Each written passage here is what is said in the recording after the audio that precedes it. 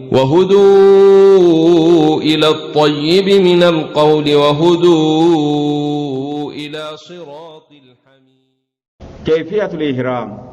إبراك يجي فان تلاك على بيك فودا منا ومن إبراك عمره فان تلاك على بيك فودا منا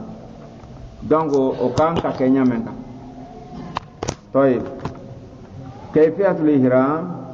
قبل الإحرام سنيدون تهجي نكتا في بلوك فانتا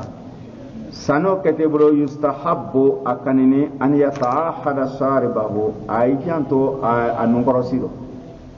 نينونكرسي بونكرا إلي ربي يورماتي فيسيتنا سو ماتي لا كيتو إحرامو إبراهيم نيانياكا سني بانتي ورنتو نونكرسيرو ديكي جويا أيجانتو نونكرسيرو وأسفاره أيجانتو أسورينو وعانته أيجانتو على فنكرسيرو وإبتايه أيجانتو أكباكرو لافلارو woro sibra kana ceju awul sirnya sana kete ihramun tala adolen fana wa an yaktasla ayaqu wa yatanazzaf kayre sirnya wa yatatayyab kayre sumadiya fi badanihi afadikulo duna ihramihi lati kolonte kala ila ihramu kan e ko tawake ba ibrahim tendamnala heji damnala umi umra lati kolonna barabra interdima woro yakele fadile kan nika ke fadiga obra kasabra baniro ndotu fona ibana lumen ro atekela ila paninga okoso kwa kanini yake lati kolona kaludi zafrani na nyondo me ibra akeka adima kuloru ika tanke kuloru ika kasati masrona itale resuma mena me kasa susubrane mado ben wole mena me lati kolondo ibra keka kasabra baniro meno fengore kasadi sepenga doye do yire brame ay albrame nyonga salamando alayre fanandi ke hatta kasadi wi kala mais dawo we feng namali bon ay wusula namali braba aksa sala fenati tanke ayola kasati masroma idon tale fana suma mena o ko sa fana ko muso ye alla bara bon ari wo ke dona ihrame ko na ko te fenkela ala hiji fanina o bi umra fanina ni kele wayatajarrad ada waranka min al-maqit fenna karani ka kuntu nyona karali bete femlu karani ka kuntu nyona druki karani ka bla nyoma mbato dona wo interdini fula bla ni nyona ato dona wo interdini tafela da hananya tafe bla linte nyoma tafe dala kanini dongo no kararo fe me tafe do yal bulensa yamani yemen do nawli erina ye tafe ye ma kuntu ni ibradu tema ya kan lali program tamanga ka tafe wala bara ba o kuntu ni silipuro wotuni fem fani na tuni nyona o be interdini chem tayib adoleni wan yakuna al-ihram abrake hiji farmentala woke izaraini tafe fladi abiyadaini men flag beni nazifaina flas sinima wayajuzu arisebena bi ghayri abiyadain irse hiji gala fani flado ali ni fani be man flate dola fani sonya ye wori se gala donc wa fani men soro nantu ina soro fudrin do ablu serbeti do yablu serbeti me do kulo gure lo ka tango kuntu ni tanyona irisa kala la fasani te fani bema irise wo kelen sillaila ka kelen kay tam arise bena ake fani kulo gure ro men te fani bema ni min al libas ka bo masilla kallo wal abyad nata bema ne soro afdalu le kabsa wal mar'atu mususa tahrum wala la hiji fani tawmi ala umra fanta bima sha'ati min al malabis fani susu brawo diale ni islama ya fani ne wodo ala fani menori odise wodona adise fani waxi dona ala fani finkoro adise pleruba dona ala finkoro adise baba dona akoro nimbela deni fani mbro dia odise wodona ala sutra kana do bloka kuloru ma fo ko musuliyota ye musulu obligé mengela konakrini fani su kelen tala ko man tamina menga nguluna iru bi bema ye charu kana bema ya rufana alfana kana donc manka aka muso be kan ka ala fani no ada la hiji ke woro fani kuloru ma fo ulunya ko men landa si ya ampe anya menga ka kuloru ko fa la manka toy muso di sa kala fani bero wa tajtanibu zina to ko ni kam masri kori o masri fani na feno muso ko ni ma bawula wala talbisul qafazain kan muso te gandona ka ato bolola ka to hiji boloma toy wa wal baraka femme fanani don to al damati donc ate o donna fayo o nya fanka wan nikabu men ka ta nyala tanka te chebere da fe ada nyala bo na sera chebere da fe adi nikabu ka nyala wa idha labsa al-ihram heji de obi umra de naka hiji fanin don tunsa fa in kana waqta salati faradi nasra warin bena farda salwati ma salla li farda sali wa in kana ghayra waqti as-salat nakal ma ka salwati yustahabba kanini an yusalli rak'atayn arkan fil asri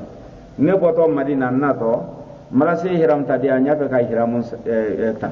aron ta rosi misri bayla dano be ro moyi sali onara be sali fana ko ta mai ko donc arkan sali demman tu ko nye hiji nyen ke sali to kala ko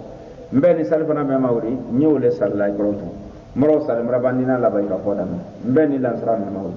men nimben ma ke sarwati madu nin kan ko ka faninta sunna ye men nyar kan fila sali ka ira ke alala mara damna ale ko ma anye nala misr la kana sali min ke do kubra do misr la ki ar kan fila sali lansra bra wole sisen mo men ale misr la ko kana ben lansra ko rota ma ar kan sali to ma ta sara la kana akunde tere ka ni sigi ko nama sali aro mi sali ma men na to sa qabla al waqt san waqti de arbo ma ku sali hiram ta fanate na be na farida salima ale brabi narma be farda salima donc fi arkan fil sali adar kan fil sali bi niyyati sunnatul wudu are o kayen gela ka sarje mina tayib wa laysa li ihram salata khussu ihram kilenta salite inde men ni ayra ke ka ko sali ke kun yali kuma ko ro mo salama watisi kwa kan ni ibra sali mina ko tan ali salawati de ki arkan fil sali ibra sarji mina ko tan yar kan flasari bo edo mra sarji mina kay hiramu fanita yar kan flasari ar kan flawo o sariti bro nyen ke jimana ko men mra sarji mina nyen sari wala bra be hiramu o flala bra nyona de me ka sarwati bre dante le hiramu nye ite sale tala kubra sarwati menke ako kubra sari menke o da adama tate takuso men kerekram na bana orantu ثم ينوي عليه نينك نية الدخول بالنص كفابرادو هيجي بارادو أمي عمرة بارا هذا إذا لالان تكمرة دامن ويلبي عليه بيكا فوق بما أحرم به أنبرك إحرام تامنا من إهدا نص إحرام تانيا سباد دروكلين على نبرك من مريا تلا إذا بيكا فراوليلا ولأنصاف الثلاثة إحرام يتالانيا سبامنا أربعة ما كو تماتو arfado mako kiran arfado mako ifrad tamatu ye mundi nyaka ko hijira maka an ko umra ka mulufe abrase anno yoromi fawdi kuno abrase adi fanita ka la bayka ko nasra maka di umra ka umra mangole umra di se bana iblo ler kila di se bana ali 30 minutes araba umra la orantu ara foli ka civili fanindu adi ka ko men maka ka ha mol bolo na se ko hijila na karotele seini ora sentu ari la bay ka podam na ko kurake ka ale fanindum tu arfo ma ko tamatu woti bray dia bo alaba yasi kelen fana braba yasi planya ka entre kana umra kama aka entre kana hiji kama bayasi kelen braba yasi planya abi dia bo abi do ko la ni nyonte woti woleye biam fanai wome ari tele saba sunye abrana ari tele woron plasu arfo mako tamatu kirani yemuni nere bowre ni ko hiji no umra le kama kileni donc brasel ihram tadia araba konti ala mara ihramun ta hiji an umra la woti brasel maka ate fanin bila la braba umra la di to fanin do kudai fo hiji lo na se hiji e bamra ka hiji dan to ara fila fanin bila kileni arfo mako kirani ton suujman ko masoro oti fanana ba yasi kelem raba yasi planya ma mi diabo o mo ile proba ga bo asabana antun sa arfo ma ko ifrad ye mun ni nane heji drone kama ne mana fla kama dongo anane heji men kama uri akala la baita fola o bana lo mena akala fanimla arfo ma ko ifrad atanya sabawle tanya sabaw me ura ko le matamato wa kiran wa ifrad والأفضل من كفسا الصبر تماتو أفتوم ما كو تماتو كواكا فنين بلا كيرة كوم ما كسيفيل ترى تلسيم راسي أبرك ولا كفنين تابو كورا كوم لكفسا bo kela ka jonke alayhi salatu wassalam kela ka kirana ne ke nani hiji kama kela ka labai ka fole kama uka ala hiji ke ole kama men munna makaro samanti kela ka menke ba kela ka ko kumra dimisa ko law istakbartu min amri mastadbartu ma suqtu li hadiya wala ja'altuhu umratan kela ka dimisa ka odo aboka hiji fani ko odo kana umra ke kito fani lo kisi ka hiji kono ka to ya kabo nka melon bi nin tun ko lon kunu kontre da ke umra di ka no fonyo umra bani hiji ke mo fen ni hadiya biya mane bro ko alu be ayla umra hiji bi yele makka ka umra di ay fani bla da lomra se ay soro ka fani ta ay wa ko to na dan ko le kafsa aka di nyobe yamarola me ile bra hadiya di hadiya o te se fala fara paiba ay na mi fo salbalu is ni hadiya do ile bolondu ite sila fani ile malaw ko ay ka ko hadiya tere kala bura alayhi salatu wassalam hanyo me biworo ba tanke ule makante ile te se fani sansira no te konna tere so hadiya tembulu ni tere ka lon kontu tena hadiya ri kontre di fani sansira ka civil fanta kelta ni hadiya ti bulo ko be civil fanta molu ka civil fanta doro ka yoron dum kira ira no menke nari fo ma ko iprado ko le kapsa ka la bay ka bo hiji kirina doro go no adimi salem kontum bra lo ni menke wo mone toraro ko le kaka wole sawaba no samantite atonda ko moli o go sa ko men kapsa sabaro ko le ye tamatoji kawaki do fonyo ibraba ko fe ko kasroka hiji panita ko kurate طيب تمتع قرأ مني أن يحرم بالعمرة يوا قوي إحرام كا عمرة لا في أشهر الحج هجي كروكنا أراجع سمر من كنا سارف كو عمرة لا دي ما سالف تين كرو برابام بولام ربلا هجي لو وقصون أربرا عمرة فن تانتو كي واتو إبراهيم جدا هجي تامبو نبلا لكنتو كرو برابام بولا إبراهيم سين لو يقوا برابا هجي دوبا نو إحرام تلا umra la heji karo kono waya progo minha aba umra la kay do fonyo ki ke civil li tuma yahruma aba kay hiram ta ko kura kay bi haji heji la fi ami san kelen wala ka heji pananinta toy wa al ifradu qura yamunni an yahruma ala labayka foka ka la heji panita bil haji fakat labayka allahumma hajjan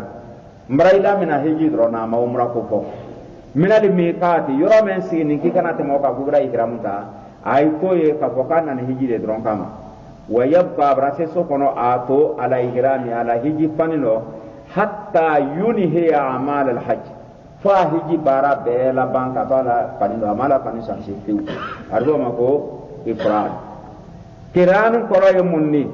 an ya haruma ay hiji panta kala bayka fo bil umra la wal hajj an hiji ma اللهم لبيك عمرة وحجة بالله من عمرة بلون هيجي بلو ما كابه فنيوم به من الميقات دامن سين فوت من كنا كي ينكا أكافلا به فوي أو أن يحرم بالعمرة أمي أفلا يحرم ما كوتا عمرة لا أسلا سوكنا براديا بلو أكوني هيجي لا كي برو كافلا به كنيوم به كان جابرا به كورا ما ورانكا أربو ما كو كران ثم يرسل الحج وقا هيجي لا دو عليها عمرة قبل سروئه ما وكا سنما دون فلو في توافي اما عمره توافو دامنا برو اكا مليا سانسينيا فلا بتنيون في برو ما وكلا اما عمره توافو دامنا فلا الكبالا اريسا فلا لا دون نيون برو فينوي العمره والحج اري هيجين عمره نين كنيون في والقارن مؤمن نانيكا هيجين عمره كنيون في اونيا دونغو والمتمتع ani wa yabqa ala ihrami atara ihramuno hatta yakmula tahallul al awwal fo falini foro ka bo falino ukanyina falini ye fuladi ne ay borara fa tere kono non lo kana si muzida diba soma ayina mina nayna ramina shaytana krempele bonto luna shaytana ba ere shaytana babu nega shaytana babu bara dandoye nisero bekara uluna hiji ko to be branoya niro maso kala nika fila karo iri se fanu boragu iri fanu karalendo iri lati boron ke ka iri ko be kendu ni sera fila kala o bara baye munni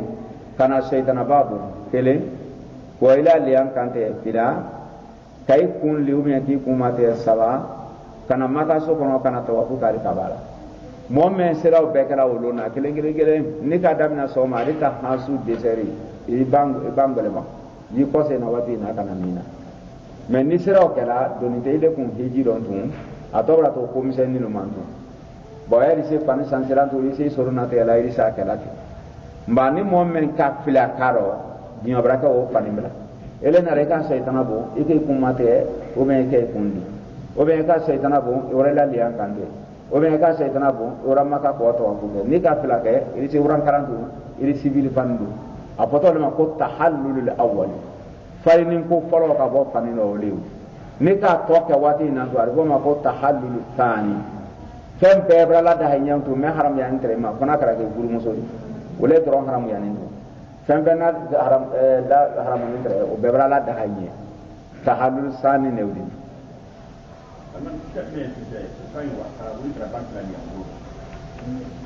na sarara mole mi da la si banki medicine brawa wori dando le dilaruma nya fe ka di ambere ya memba dia ni juri da iro pri punya algora na ma ko mani la pri wala da sura ida pri woni mol la pri ke ni eri wori sarai ebra wori sarai bi tige di bon afilana fana nya fe aye mo nyi nya men na mo kar sala hiji wori na ne bro ni na ne bro ali ya kara men iro punya bro dia bi tige di ma alidas mo tota ka alali hala beta ka mo nyi ka do bro ay ko to mo ila ka o ti hiji ke o to la o be la ko to bank misan wulle la